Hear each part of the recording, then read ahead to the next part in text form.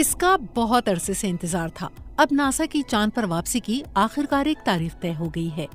Artemis mission میں 4 خلاباز اپنے 10 دن کے سفر میں خلا کی گہرائی میں جائیں گے اور پھر واپس زمین پر لوٹیں گے. یہ پروگرام ماضی میں کئی بار تاخیر کا شکار ہو چکا ہے، لیکن اب ناسا کے ارادے بدل گئے ہیں.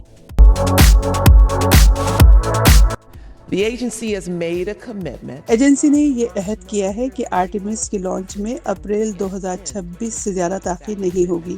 ہم پوری کوشش کر رہے ہیں کہ جہاں تک ممکن ہو سکے تیاریوں کو تیز سے تیز تر کریں تاکہ فروری میں ہی لانچ کیا جا سکے.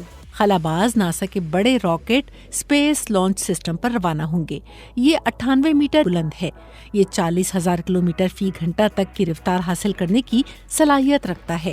اس کے اوپر اوریون ماڈیول ہے جہاں خلاباز اپنی سیٹوں سے بندھے ہوں گے. ہم اس کے اندر بھی جھانک سکتے ہیں. 5 میٹر چوڑا یہ رہائشی حصہ کافی کشادہ ہے. یہاں 4 ایڈجسٹیبل سیٹیں اور سفر کے لیے کھانے پینے کا سامان اور آکسیجن کا ذخیرہ بھی موجود ہے. یہاں خصوصی طور پر تیار کیا گیا ٹوائلٹ بھی ہے جسے خلابازوں کے وہاں پہنچنے کے مسائل پر قابو پانے کے لیے تیار کیا گیا ہے. چاروں خلاباز اس مشن کے لیے 2 سال سے تربیت حاصل کر رہے ہیں اور وہ چاند سے بھی آگے اس مقام تک جائیں گے جہاں پہلے کوئی نہیں گیا. آرٹیمس مشن ایک ایسا موقع ہے جہاں چاند پر انسانی جسم پر پڑنے والے اثرات کو جاننے کے لیے خلابازوں کو تجربے کے لیے استعمال کیا جا سکتا ہے.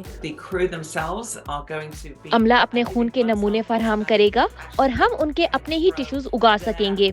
ہم چاہتے ہیں کہ ہم مطالعہ کر سکیں کہ ان سیمپلز پر مائکرو گریوٹی اور تابکاری کے کیا اثرات مرتب ہوتے ہیں.